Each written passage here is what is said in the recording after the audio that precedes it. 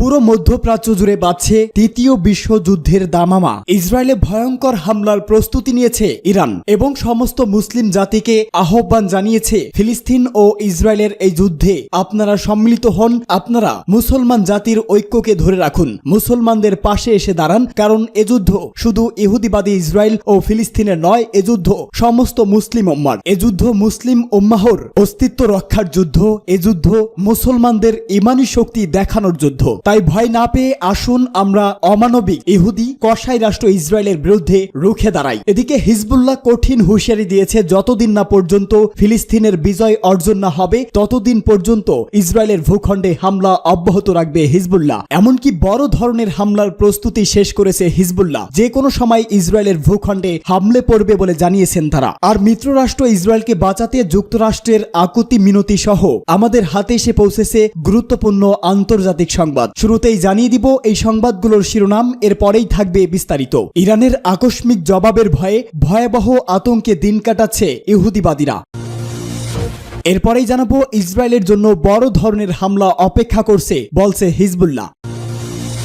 এদিকে হুতির হামলায় ডোবার পথে ইসরায়েলমুখী যুদ্ধজাহাজ। পরেই থাকবে আরবিয়ানে হুসাইনের কোটি মানুষের মিছিল ইতিহাসে নজিরবিহীন বলছে কাজেম সিদ্দিকী। এবং সর্বশেষ থাকবে দখলদার ইসরায়েলের বিরুদ্ধে চলমান লড়াইয়ে পাশে থাকার আহ্বান লেবাননের এবং দৃঢ় প্রতিজ্ঞাবদ্ধ হিজবুল্লাহ। শুনছিলেন সংবাদ শিরোনাম, এবারে বিস্তারিত। তবে তার আগে আপনি যদি ইসরায়েলের ভূখণ্ডে ইরান সহ তার সমস্ত বাহিনীর হামলাকে সমর্থন করে থাকেন তাহলে কমেন্টস বক্সে ইয়েস লিখে জানিয়ে দিন আপনার মতামত। আর আপনি যদি ইসরায়েল সহ পশ্চিমা মিত্রদেরকে দৃঢ়তার সঙ্গে ঘৃণা করে থাকেন তাহলে ভিডিওটিতে একটি লাইক দিয়ে সম্পূর্ণ ভিডিও দেখার অনুরোধ রইল। ইরানের আকস্মিক জবাবের ভয়ে ভয়াবহ আতঙ্কে দিন কাটাচ্ছে ইহুদিবাদীরা। তেহরানে ইহুদিবাদী শাসক গোষ্ঠীর সন্ত্রাসী কর্মকাণ্ডের বিরুদ্ধে ইরানের প্রতিক্রিয়া যত দীর্ঘায়িত হবে ততই আতঙ্ক ও বিস্ময়ের মাত্রা এবং ইহুদিবাদী হানাদারদের বস্তুগত মানসিক ও মনস্তাত্ত্বিক নেতিবাচক প্রভাব বাড়তে থাকবে। ফিলিস্তিনের ইসলামী প্রতিরোধ আন্দোলন হামাসের রাজনৈতিক শাখার প্রধান ইসমাইল হানিয়াকে হত্যার পর ইসরায়েলের বিরুদ্ধে পাল্টা হামলার দিনক্ষণ প্রসঙ্গে জাতিসংঘে ইরানের প্রতিনিধি নিয়েছে সময় ও পরিস্থিতি বুঝেই ইরান এমন হামলা চালাবে যে ইসরায়েল ভাববারও সময় পাবে না। ইসমাইল হানিয়া এবং ফুয়াদ শুকুরের শাহাদাতের পর ইরানের নেতৃত্বে মধ্যপ্রাচ্যের প্রতিরোধ শক্তিগুলোর ঊর্ধ্বতন কর্মকর্তারা ঘোষণা করেছিলেন যে তারা ইসরায়েলের বিরুদ্ধে এই শহীদদের রক্তের প্রতিশোধ নেবে। ইসরায়েলের রেডিও স্বীকার করেছে শহীদ হানিয়াকে হত্যার পর ইহুদিবাদীরা এই হত্যাকাণ্ডের প্রতিশোধ হিসাবে প্রতিরোধ শক্তিগুলোর পক্ষ থেকে পাল্টা প্রতিক্রিয়ার অপেক্ষায় আছে। ইসরায়েলের রাস্তায় শুনশান নীরবতা এবং প্রতিটি ইহুদিবাদীদের মুখে উদ্বেগ উৎকণ্ঠার কথা উল্লেখ করে ইসরায়েলি রেডিও এই অবস্থাকে করোনা সময়ের অবস্থার মতো বর্ণনা করেছেন। ইসরায়েলের প্রচার মাধ্যমগুলো সীমান্তের ক্রসিং পয়েন্ট, বিমানবন্দরে বহু ফ্লাইট বাতিল এবং যাত্রীদের দুরবস্থার বিষয়েও কথা বলেছে। ইসরায়েলের গোয়েন্দা সংস্থাগুলোও তাদের মিত্রদের সহায়তায় ইসরায়েলের বিরুদ্ধে হামলার ধরন, উদ্দেশ্য ও সময় জানার চেষ্টা করছে। পর্যবেক্ষকরা বলছে তেহরান ও বৈরুতের সাম্প্রতি ইসরায়েলের সন্ত্রাসী হামলার পর ইরান ও হিজবুল্লাহর পক্ষ থেকে পাল্টা প্রতিক্রিয়ায় ইসরায়েলের অর্থনৈতিক, সামরিক, নিরাপত্তা, সাইবার এবং গোয়েন্দা বিভাগের কর্মকর্তারা চিন্তিত হয়ে পড়েছে। ইসরায়েল সামরিক, নিরাপত্তা, গোয়েন্দা ও সাইবার ক্ষেত্রে চ্যালেঞ্জের মুখোমুখি হচ্ছে। এছাড়াও চলমান গাজা যুদ্ধের কারণে একদিকে যেমন অর্থনৈতিক সমস্যায় ভুগছে, অন্যদিকে লোহিত সাগর, ভারত মহাসাগর ও আরব সাগরে ইয়েমেনিদের সশস্ত্র বাহিনীর অভিযানের ফলে ইসরায়েলের অর্থনীতিতে নতুন করে বিপর্যয় নেমে এসেছে। বর্তমানে গাজা যুদ্ধ এবং ইয়েমেনিদের পাল্টা প্রতিরোধের কারণে সমুদ্র বাণিজ্যে ইসরায়েল যে বিপদে পড়েছে তা গাজা অবরোধ প্রত্যাহার না হওয়া পর্যন্ত এবং খাদ্য, ওষুধ ও অন্যান্য মৌলিক প্রয়োজনীয় জিনিস এই অঞ্চলে না পৌঁছানো পর্যন্ত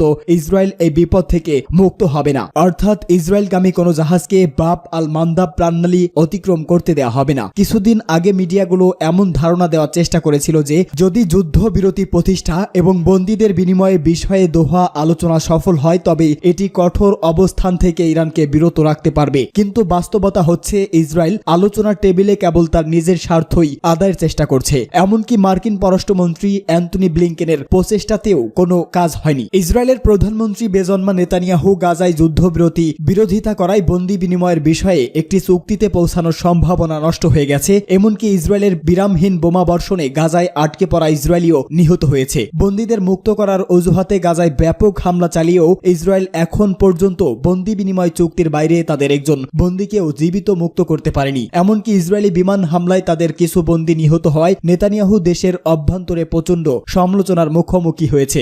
ইসরায়েল যেন বড় হামলার জন্য প্রস্তুত হয় বলছে হিজবুল্লাহ। ইসরায়েলের জন্য বড় হামলার অপেক্ষা করছে বলে হুঁশিয়ারি উচ্চারণ করেছে লেবাননের সশস্ত্র প্রতিরোধ গোষ্ঠী হিজবুল্লাহ। সংগঠনটির deputy secretary general Sheikh Naim Qassem এই হুঁশিয়ারি উচ্চারণ করেছে। তিনি বলেছেন, লেবাননের প্রতিরোধ আন্দোলন যে কোনো সম্ভাব্য ধরনের পরিস্থিতির জন্য সম্পূর্ণরূপে প্রস্তুত। এ সময় তিনি আরো বলেন, তেল আবিব সরকার লেবাননের বিরুদ্ধে নতুন যুদ্ধ শুরু করার ক্ষেত্রে ইহুদিবাদীদের এখন পর্যন্ত হতবাক করেছে, তার চেয়েও বড় ধরনের হামলার অপেক্ষা করছে। শেখ নাইম কাসেম বলেন, গাজার সমর্থনে এবং লেবাননের প্রতিরক্ষায় হিজবুল্লাহ ইতোমধ্যেই যা প্রদর্শন করেছে তা কেবল তার সামরিক সক্ষমতার একটি মাত্র অংশ। তিনি বলেন, হিজবুল্লাহর কাছে ইহুদিবাদী শত্রুদের জন্য আরো বড় ধরনের হামলা অপেক্ষা করছে। যুদ্ধ চালিয়ে যাওয়ার জন্য আমাদের যথেষ্ট শক্তি আছে। এটি হবে এমন যুদ্ধ যা থেকে শেষ পর্যন্ত আমরাই বিজয়ী হব। তিনি আরো বলেন, প্রতিরোধের অক্ষের অসামান্য সক্ষমতা যুদ্ধের নিয়ন্ত্রণ নিতে নতুন সমীকরণ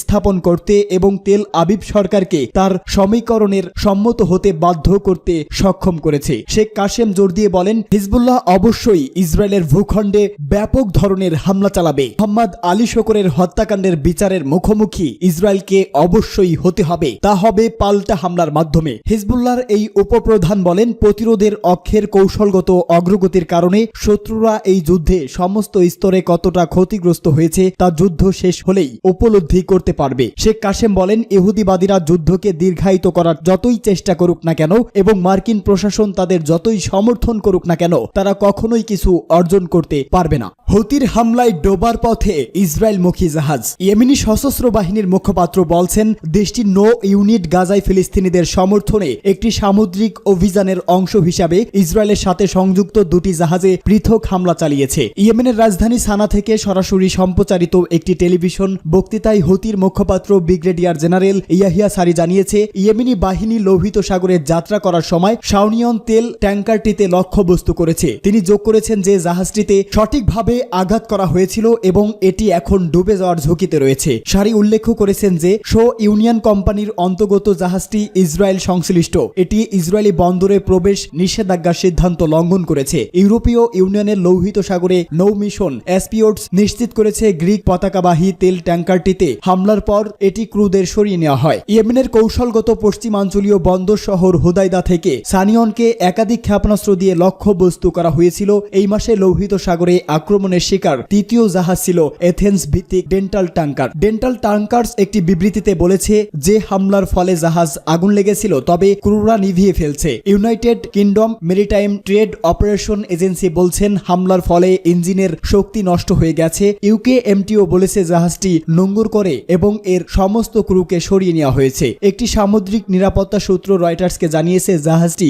এখন ইয়েমেন এবং ইরিত্রিয়ার মধ্যে নোঙ্গর করা হয়েছে। আরবাইনে হোসাইনের কোটি মানুষের মিছিল ইতিহাসে নজিরবিহীন বলে কাজেম সিদ্দিকীর মন্তব্য। সাহাব তেহরানের খতিব হজ্জাতুল ইসলাম কাজেম সিদ্দিকী বলেছে, আরাবিয়ানে হোসাইনি এর কয়েক মিলিয়ন মানুষের বিশাল মিছিল ইতিহাসে নজিরবিহীন। 25 আগস্ট 2024 শিয়া মাজহাবের তৃতীয় ইমাম হযরত হোসাইন এবং তার সঙ্গীদের শাহাদাতের 40তম দিন। এই দিন উপলক্ষে জিয়ারতকারীরা আরাবিয়ান হুসাইনি আলাইহিসসালাম এর অনুষ্ঠানে যোগ দিতে ইরাকের দক্ষিণাঞ্চলীয় কারবালা শহরে সমবেত হন। সাইয়্যিদুস সোহাদার আরবাইন দিবসে প্রকালে কাজেম সিদ্দিকী আরো বলেন, সহাদায় আধ্যাত্মিক ব্যক্তিদের আচরণে আরবাইনে একটি বিশেষ বৈশিষ্ট্য রয়েছে। পায়ে হেঁটে কারবালায় যাওয়ার প্রতি ইঙ্গিত করে তিনি বলেন, ইমাম হুসাইন আলাইহিসসালামের অস্তিত্ব থেকে প্রেমিকদের মরুময় হৃদয়ে আধ্যাত্মিকতার এক মৃদু হাওয়া বয়ে যায়। কোটি মানুষের এই বিশাল মিছিল ইতিহাসের নজিরবিহীন বলেও তিনি মন্তব্য করেছেন।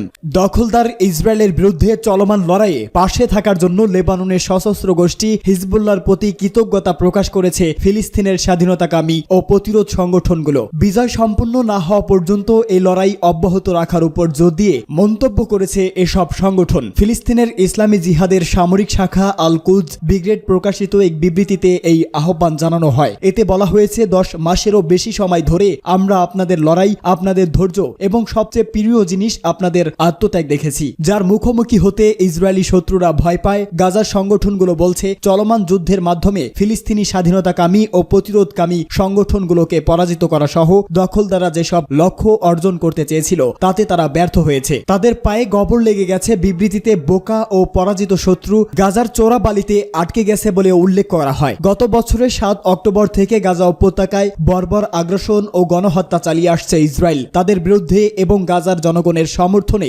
লেবাননের সশস্ত্র গোষ্ঠী হিজবুল্লাহ ইসরায়েলের স্পর্শকাতর ও গুরুত্বপূর্ণ সামরিক লক্ষ্যবস্তুগুলোর উপর হামলা চালিয়ে যাচ্ছে। এদিকে উপত্যকা জুড়ে ইসরায়েলি বাহিনীর বিরুদ্ধে প্রতিরোধ অব্যাহত রেখেছে হামাস, পিআইজে সহ অন্য সংগঠন। তা সত্ত্বেও গাজায় অব্যাহত ইসরায়েলি আগ্রাসনে প্রতিদিনই বাড়ছে নিরীহ ফিলিস্তিনিদের মৃত্যুর মিছিল। আজ সকালে 22 জন সহ গত 24 ঘন্টায় 42 ফিলিস্তিনিকে হত্যা করেছে বর্বর ইহুদিবাদী কসাই ইসরায়েলি বাহিনী। জানিয়ে উপত্যকায় মৃত্যুর সংখ্যা দাঁড়িয়েছে 40,270। সূত্র আল জাজিরা ও মেহর নিউজ এজেন্সির।